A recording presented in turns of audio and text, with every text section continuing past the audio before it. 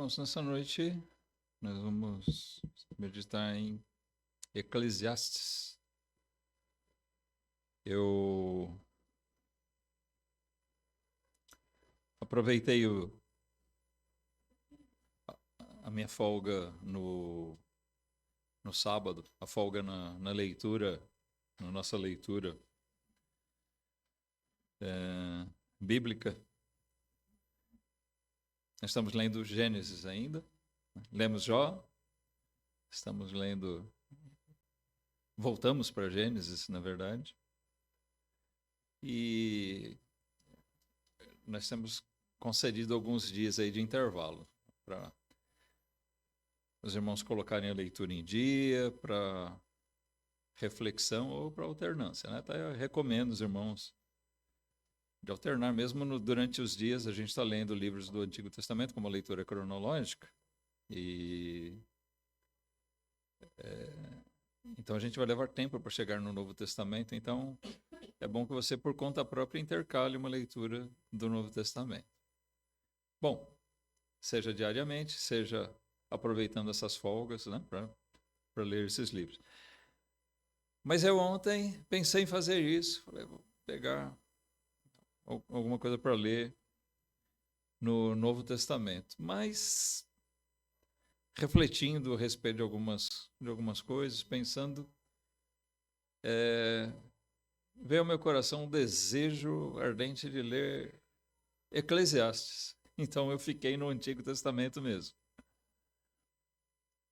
E acabei sendo levado por isso a meditar um pouco nesse livro e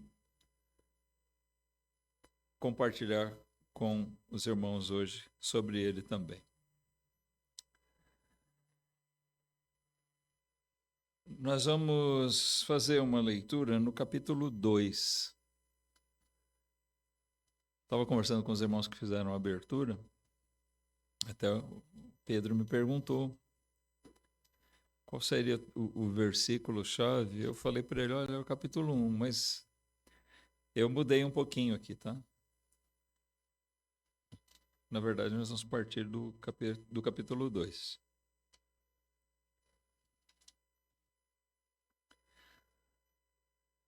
Gostaria de ler com vocês versículo 17 até 23.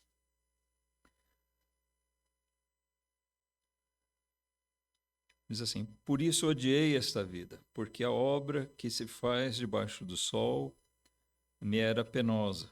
Sim, tudo é vaidade e aflição de espírito. Também eu odiei todo o meu trabalho que realizei debaixo do sol, visto que eu havia de deixá-lo ao homem que viesse depois de mim.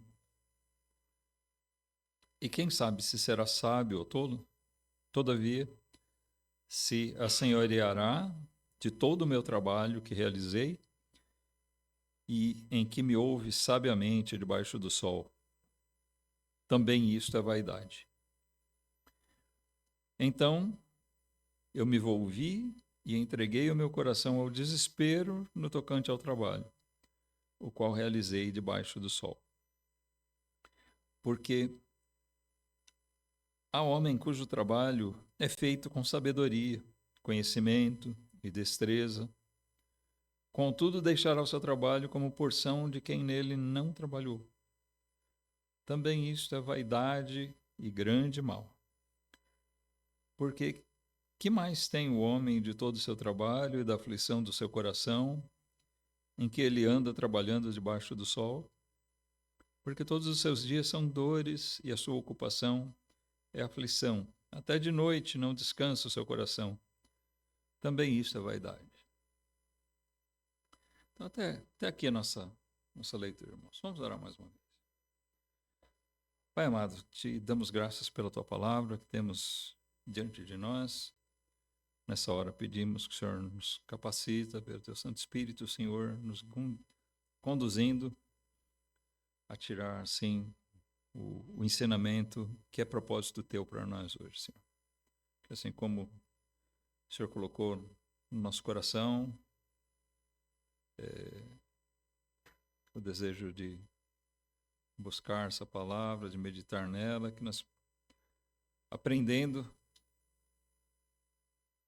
de Ti, Senhor, algo aqui, possamos ser capazes de compartilhar com todos que ouvem nesse momento. Que Teu nome seja glorificado, que Cristo seja honrado em tudo que fazemos aqui, que a Tua palavra assim venha nos trazer, Pai, exortação, conforto, enfim, aquilo que condiz com a nossa condição, conforme Teu infinito saber, Pai, e o Teu poder de, por meio da Tua palavra, penetrar até o íntimo da nossa alma. Assim nós Te rogamos, Senhor, que a Tua palavra seja poderosa em nossa vida. Em nome de Jesus, Te rogamos isso. Amém.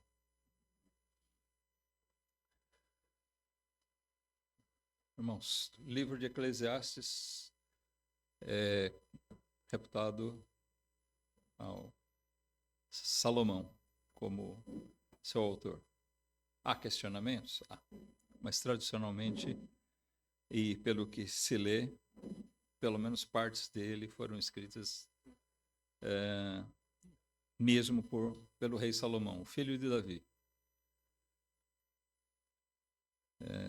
Talvez algumas coisas compiladas por ele ou por outro, mas aqui nós temos um conjunto de ensinamentos que são altamente filosóficos, mas práticos. O rei Salomão parece ter escrito esse livro no final da sua vida. É o que se entende. Ele olha a vida pelo retrovisor. Ele olha e vê tudo que passou. Ele foi um homem próspero, poderoso, sábio, rico. Como ele mesmo diz, ele desfrutou de tudo. Riquíssimo, ele desfrutou de tudo aquilo que o dinheiro podia comprar. Como ele observa, atentando para o juízo de Deus, para a palavra. Mas ele teve de tudo, irmãos. E ele olha para a vida dessa maneira aqui. Desde o começo do livro, ele vem falando sobre isso. Realmente é a visão de alguém que viveu já um bom tanto da sua jornada. Talvez não estivesse no fim da sua vida ainda, mas ele já viveu muito. E uma coisa que ele preservou, apesar de ter cometido alguns erros ao longo da sua vida, do seu reinado, mas uma coisa que Salomão conservou foi sua sabedoria. E ele olha para trás, para sua vida, refletindo isso tudo com sabedoria.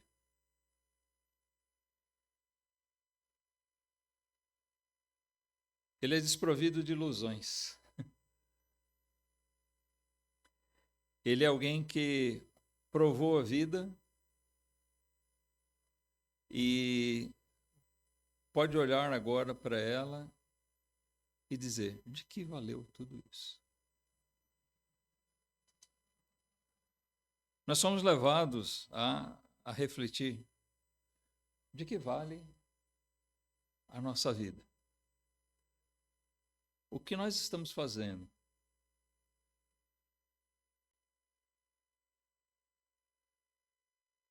Qual a importância daquilo que nós estamos fazendo? A que nós estamos dando importância? O que é que valoriza a nossa vida? Com o que nós estamos nos ocupando? Uma expressão muito usada aqui nesse livro é vaidade. A palavra vaidade. Nós temos com isso um conceito, assim, vaidade, a gente já pensa logo em quê? Talvez nossas preocupações com aparência física, né? Ah, vaidade, isso. Mas isso também é vaidade. Faz parte. Aquela preocupação com coisas que, na verdade, vão passar.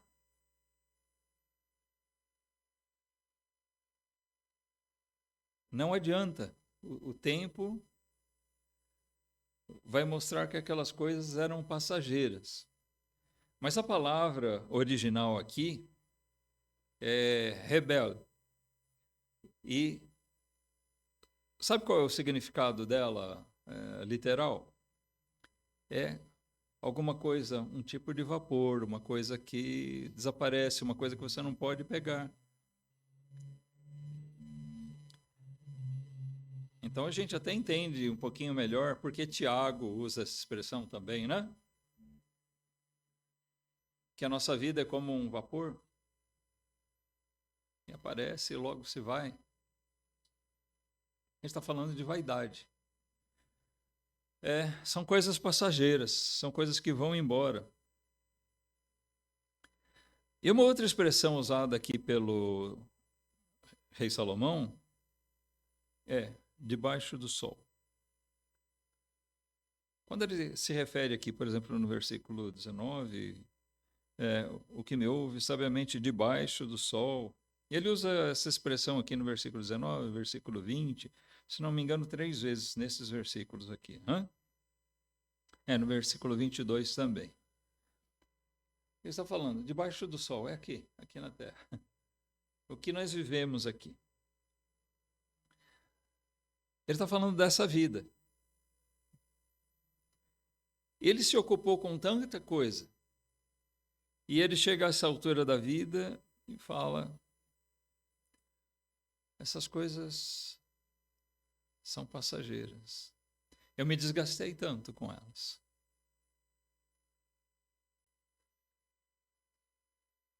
A vida é repleta de coisas.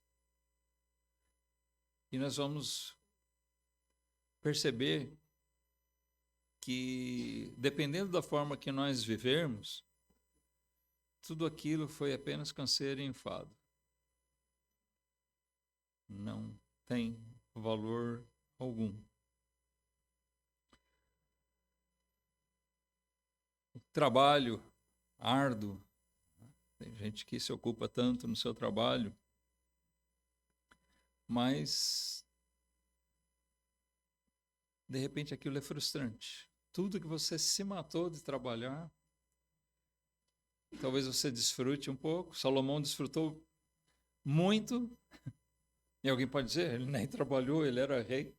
Não se esqueça, ele tinha uma grande responsabilidade de julgar, de governar aquele povo.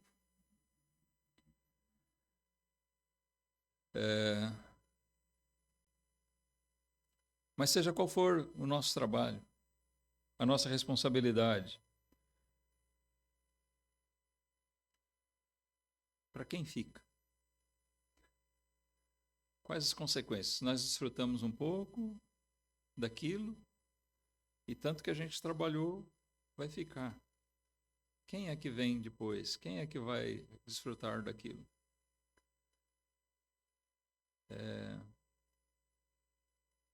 A gente pensa, bom, meus filhos vão desfrutar. Nem sempre é isso que acontece.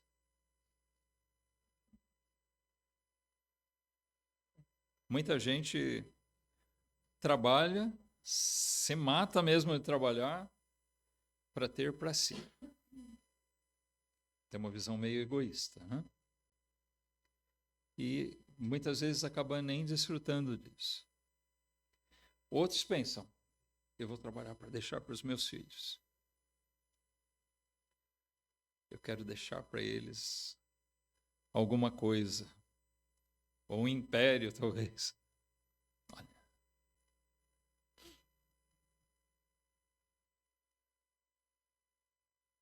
Existe uma estatística de que empresas familiares, pessoas que atingiram um ponto, a grande maioria delas não passa da terceira geração. Aquilo que foi produzido. A próxima geração já praticamente leva o negócio à ruína.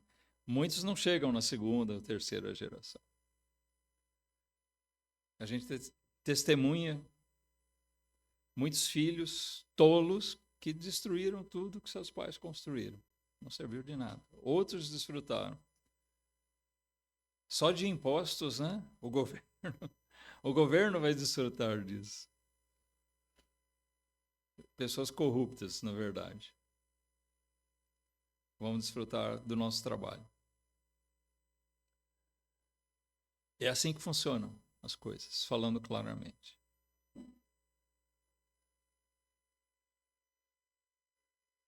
Então, nós somos levados a refletir o quanto é que a gente está valorizando essas coisas.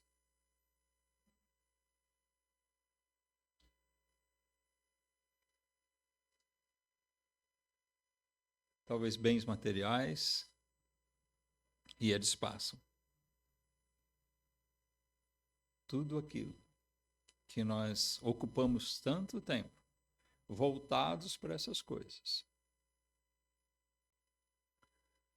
E nós vemos que aquilo é nada depois. A vida é um vazio. É assim para as pessoas que não têm esperança em Deus. Mas é uma forma de olhar para a vida, irmãos, que muitos crentes têm adotado. E nós estamos sendo seduzidos cada vez mais a sermos materialistas, apegados às coisas dessa vida, às coisas debaixo do sol.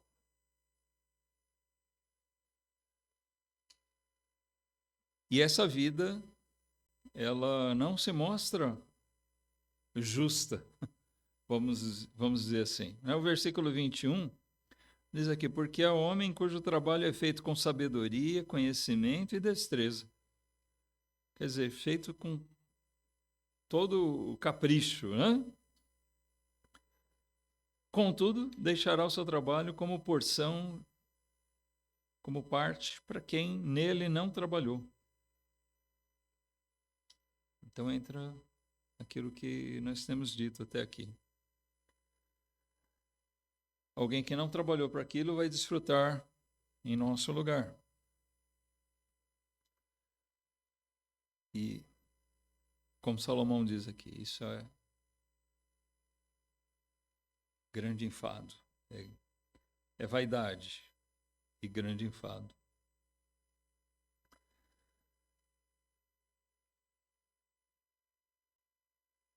Mas, se ele retrata essa situação aqui, e nós podemos ver que esse é o olhar de Salomão, a grande estupidez, na verdade, de Salomão, pode parecer um pouco estranho, né? A gente dizer um homem conhecido pela sua sabedoria, mas que teve um comportamento estúpido.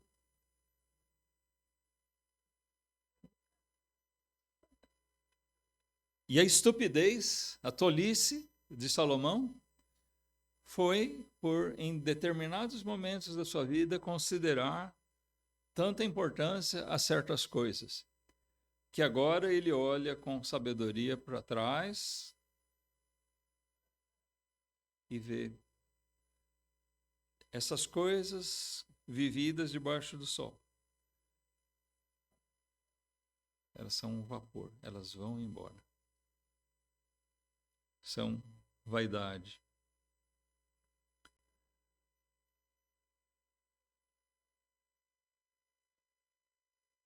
Mas as palavras dele, apesar de ele constatar isso, vamos ler do versículo 24.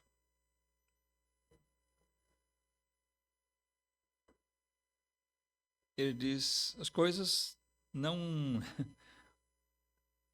devem ser vistas somente até aí.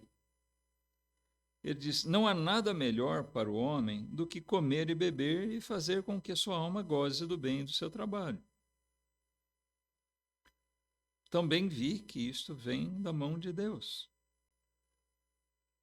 Olha, parece que ele contradiz, né? Primeiro ele diz aquelas coisas da vida aqui são vaidade, mas aqui agora ele diz, não há nada melhor para o homem do que desfrutar disso, comer e beber e fazer com que sua alma goze, ou seja, desfrutar do fruto do seu trabalho, do bem do seu trabalho.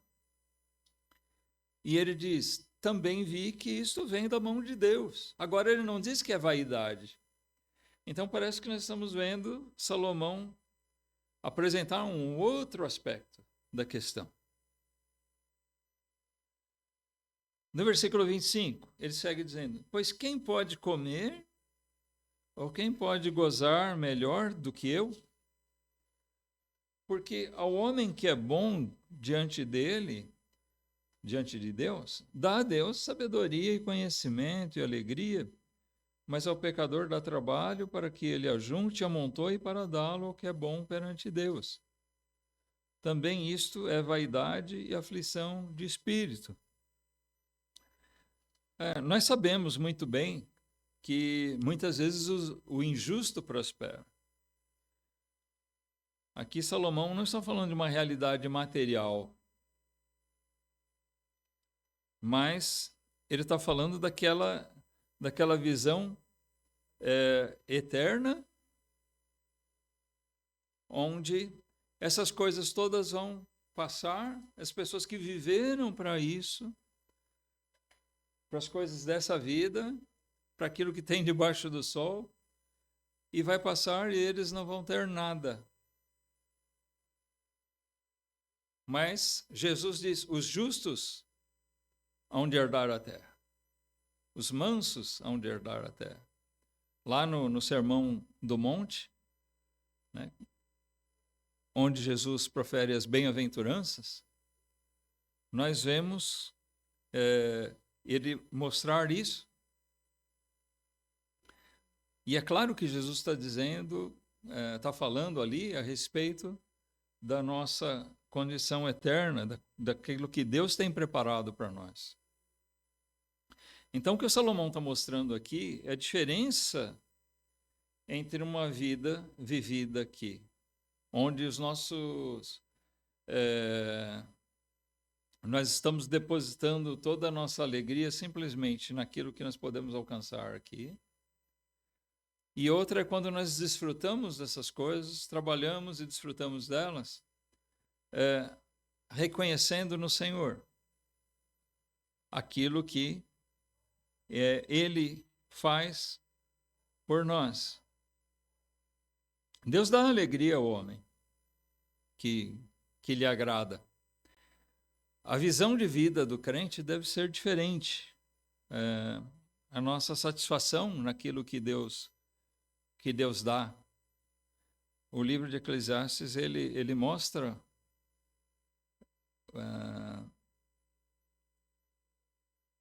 um aspecto de que nós não devemos ter o nosso prazer colocado nessas coisas da vida, porque tudo aqui é vaidade.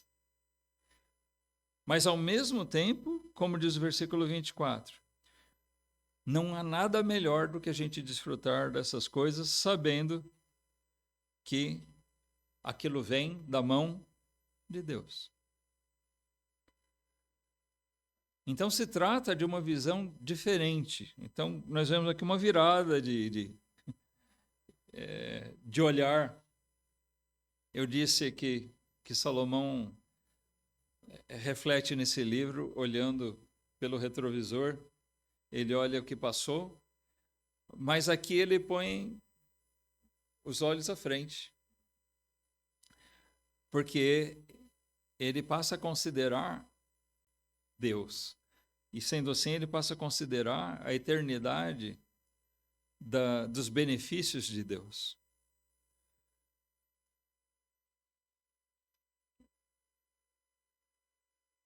A pessoa que vive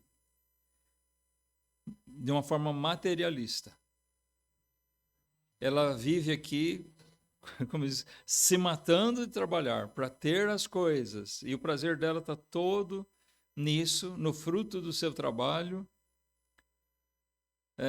Ela está apegada, enraizada em coisas passageiras, vaidade. Mas aquele que trabalha, a Bíblia em nenhum momento diz que nós não devemos trabalhar, mas que ele desfruta dessas coisas com alegria, olhando que vem da mão de Deus. Ele está enxergando à frente, ele está enxergando o outro aspecto da vida. E esse é o prazer que nós devemos ter, irmãos. Na verdade, muitas vezes nós estamos tão preocupados em fazer as coisas para conseguir alcançar o prazer, que a gente acaba nunca tendo prazer em nada. A gente não desfruta nem do hoje, nem de amanhã. O ideal é que a gente tenha prazer no nosso trabalho, sabendo que o nosso trabalho não é a primeira coisa na vida, mas é um meio que Deus nos deu de alcançar o nosso pão de cada dia, nosso sustento, e um meio que Ele nos deu de glorificar a Deus. O nosso trabalho deve glorificar a Deus. Então ele deve ser vivido com contentamento. Muitas pessoas trabalham não gostam de trabalhar, na verdade, mas trabalham por quê? Ela trabalha naquilo para ficar rico, ou para alcançar uma coisa que ele almeja materialmente. Uma condição que ele almeja para satisfazer seu próprio ego, ou os seus desejos materialistas. E eu chamo atenção, irmãos, porque os crentes estão sendo seduzidos por isso, porque nós somos bombardeados por coisas que nos incitam a esse tipo de olhar para a vida. Mas a palavra de Deus nos chama atenção para nós olharmos para a vida de uma maneira totalmente diferente.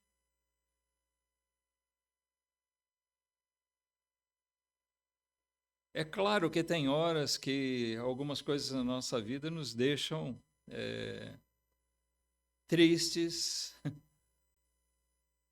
cansados, desgastados, mas nós devemos olhar para essas coisas, ou procurar olhar para essas coisas de uma maneira diferenciada. O crente não pode trabalhar com o olho nessa vida, com o coração nessa vida. Porque se for assim, tudo é canseiro e enfado. Porque essas coisas aqui todas vão ficar. Então, dentro daquilo que Deus nos concede, nós devemos desfrutar delas hoje, sem nunca negligenciar o Senhor. Nunca negligenciar a palavra de Deus. E, pelo contrário, sempre olhando as coisas eternas. Em conexão com o que Salomão diz aqui, no Novo Testamento, lá em Colossenses, o apóstolo Paulo também escreve sobre a maneira que nós devemos olhar para as coisas, para essa vida. lá no capítulo 3 de Colossenses.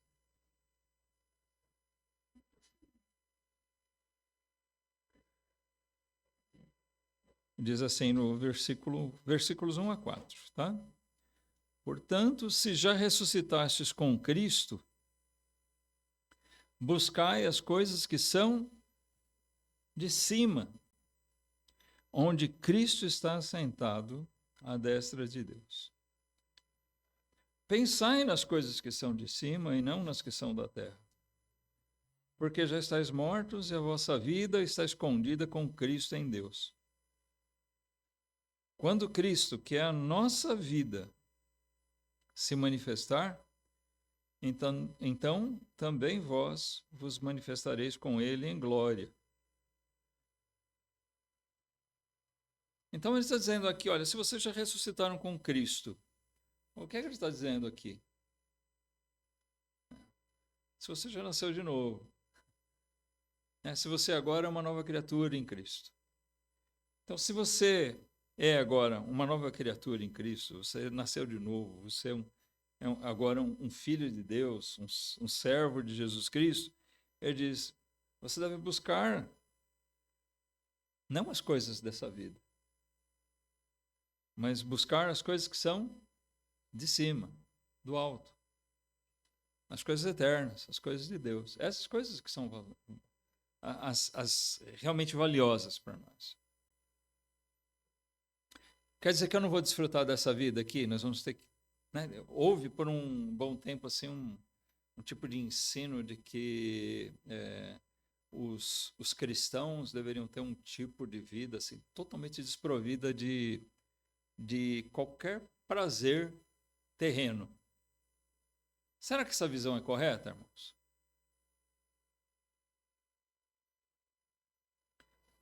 Meu prazer está nas coisas espirituais. Eu não posso ter prazer em nenhuma outra coisa aqui. Não, não é o que Salomão diz.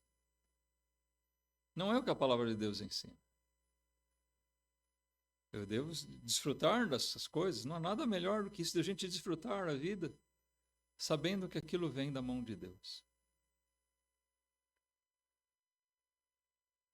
Mas esse é o olhar para essa vida aqui de quem, na verdade, já está olhando as coisas que vêm de Deus, olhando as coisas que são de cima. Aquilo que é dado por Deus são aquelas coisas que são de cima. Onde o nosso Senhor Jesus Cristo está sentado à destra, à direita do Pai, aguardando aquele nosso dia glorioso da redenção. Pensai nas coisas que são de cima. Olha, irmãos, aqui é uma coisa para a gente pensar mesmo. Onde é que está a nossa mente? Nosso pensamento?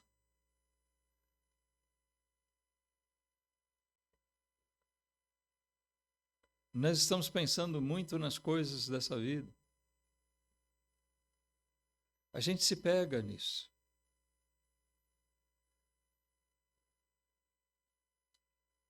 Quando a gente pensa muito nas coisas dessa vida, o que acontece?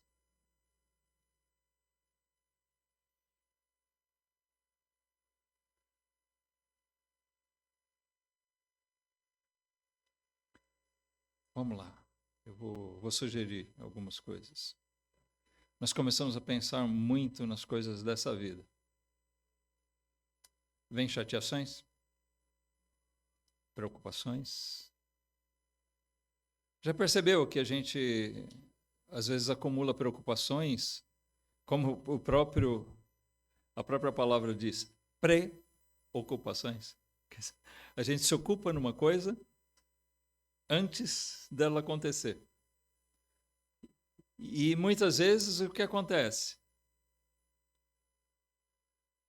A gente se ocupa numa coisa que nem se consuma.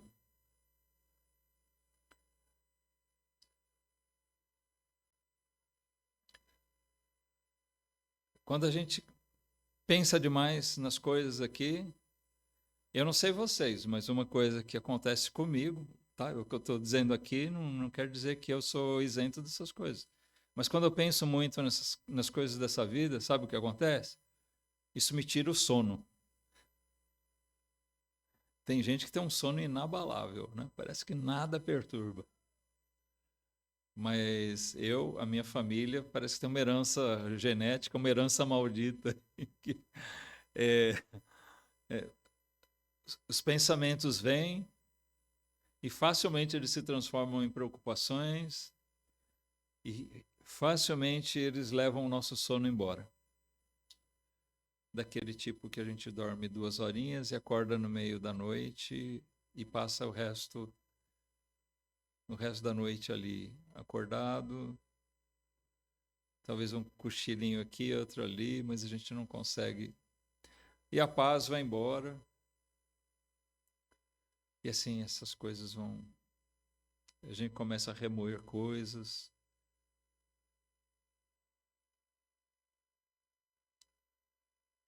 Lembra do que Salomão disse? As coisas dessa vida são canseira e enfado.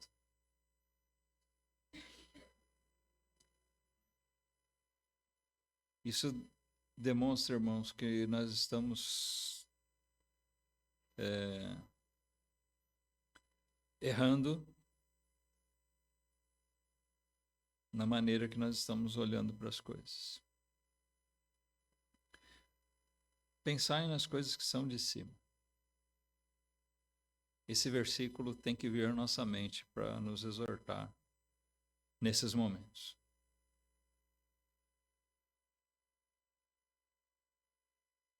Pensar naquilo que Deus tem nos dado, porque as coisas que vêm de cima não são só as coisas que nós vamos receber. As coisas que vêm de cima, que vêm do alto, que vêm de Deus, são coisas que nós já estamos tendo aqui também.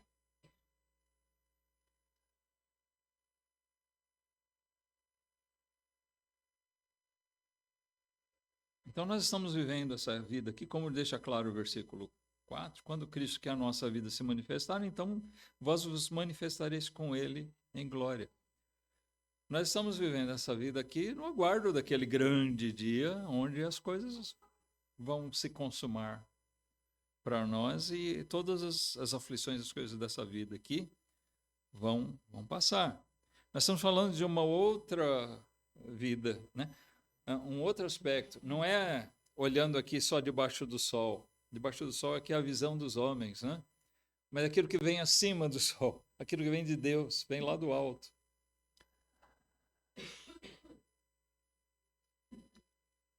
A nossa vida está escondida, guardada em Cristo, com Cristo em Deus, no versículo 3. Em Cristo, as coisas passam a ter propósito. Nosso trabalho, nosso sofrimento, passa a ter sentido. Padecer aqui, sofrer aqui, sabe que muitas vezes isso pode ser uma maneira de nós glorificarmos a Deus.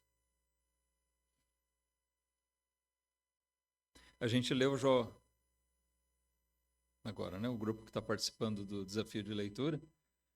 Nós lemos Jó e vimos o sofrimento dele. Mesmo sendo um servo temente a Deus. E foi constantemente acusado pelos seus amigos de estar em pecado. E ele dizia, não, eu não estou. Eu fiz um propósito com Deus, eu olho para a minha vida, tenho me examinado e me vejo praticando aquelas coisas. E ele não entendia o porquê do seu sofrimento. Mas Deus tinha um propósito. Irmãos, quando nós sofremos, seja de qualquer forma, também isso, de qualquer maneira, deve ser aplicado na nossa vida como uma maneira de glorificar a Deus. Se nós padecermos necessidades, que a gente saiba como alguém em necessidade pode glorificar a Deus?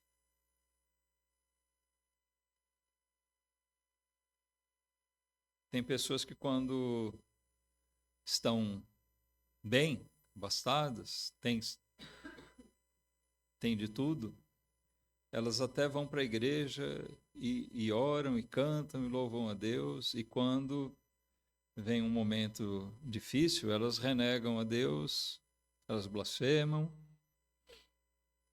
Algumas abrem mão do seu zelo, elas agem desonestamente.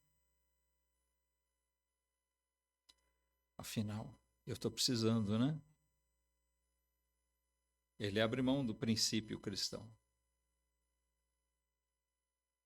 O seu trabalho passa a não ser honesto. Eu preciso, então faço qualquer coisa.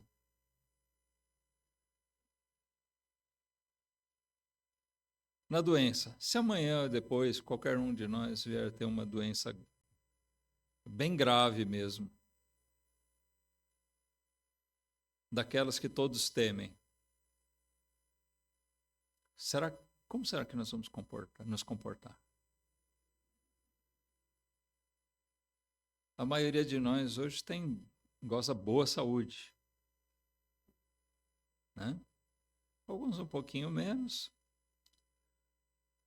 mas na média até que não está mal, não. Né? Mas vamos supor, qualquer um de nós amanhã pode passar por uma doença bem, bem grave. Será que nós vamos saber glorificar a Deus, mesmo no sofrimento?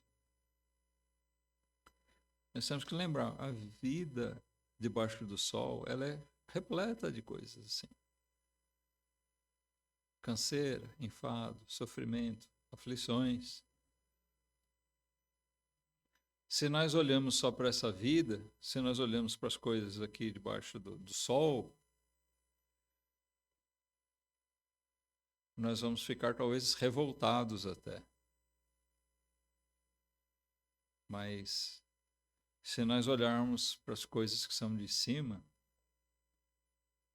nós vamos ser levados a buscar glorificar a Deus, mesmo nessa situação. A vida sem Cristo, ela é fútil, ela é dolorosa, às vezes, ou às vezes não, podemos dizer, ela só não se mostra dolorosa enquanto nós estamos desfrutando dos prazeres que nós temos, mas quando passa, é só sofrimento. Tem pessoas que não se conformam, né, com mudanças, com as coisas, perdas de pessoas. Eu lembro de uma moça, testemunhei isso no sepultamento da avó dela. Ela tinha muito carinho pela avó. Isso é inegável, né? Mas a avó morreu com 100 anos e a moça não se conformava. Por que Deus fez isso? Porque estava na hora. Mas às vezes as pessoas não conseguem atinar nem para as coisas mais óbvias também, né? E tudo se torna doloroso. Alguma coisa que poderia ser visto de outra maneira, né, para aquela moça se tornou uma dor imensa a perda da sua avó. E tem gente que passa a viver amargurado, né, pela perda dessas pessoas que passaram pela sua vida, que ela amava, em vez de ter boas recordações, de ser grato a Deus por aquilo que viveu com aquela pessoa. Saudade é uma coisa, mas o apego a essas coisas é tolice da nossa parte, porque tudo aqui vai passar. Se nós temos prazer na nossa amizade, isso é bom, não é? É bom que a gente tenha prazer um no outro. E sabendo que isso vem de Deus. Mas sabe que de um jeito ou de outro isso vai passar.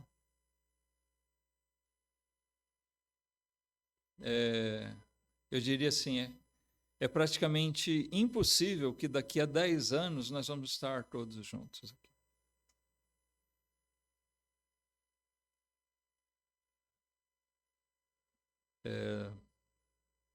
Eu digo praticamente impossível. É improvável, vamos dizer. De uma maneira ou de outra, isso já não vai ser mais assim. Talvez alguns de nós terão partido.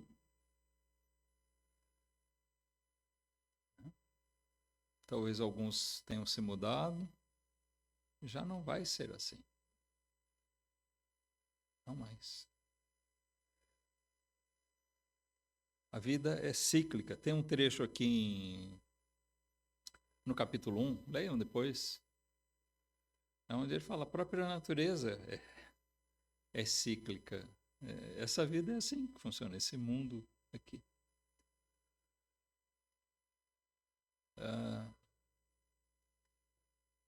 Isso mostra que tudo vai passando.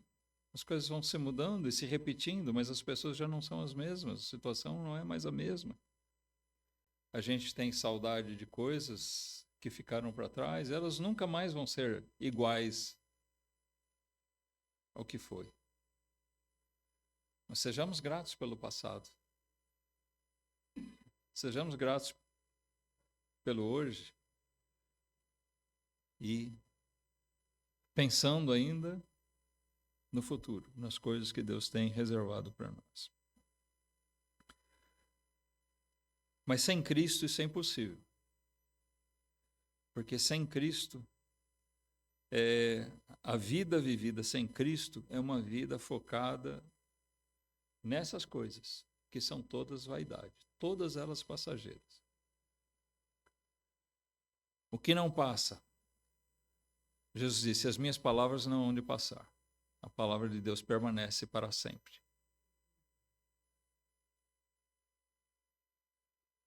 O nosso Deus é eterno. E Ele assegura para nós estarmos com Ele eternamente. Então, nessas coisas nós vemos eternidade, não nas coisas dessa vida aqui. Jesus disse lá em João 10:10, eu vim para que tenham vida e tenham com abundância.